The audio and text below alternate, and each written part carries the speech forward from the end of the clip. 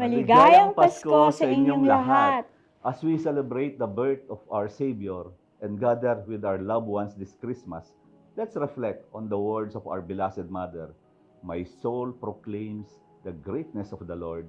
My spirit rejoices in God, my Savior.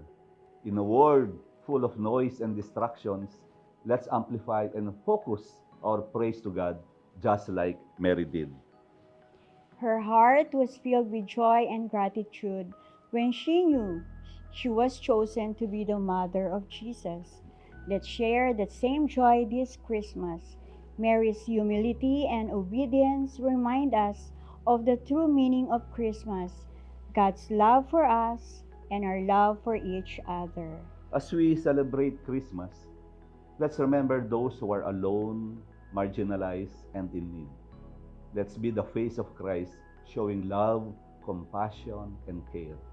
May our homes be a refuge of love and peace, reflecting the true meaning of Christmas.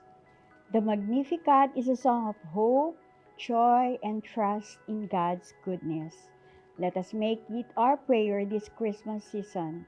Let the Lord be magnified in our lives, in our families, and in our communities. May we, like Mary, say yes to God's plan, trusting in His goodness and love.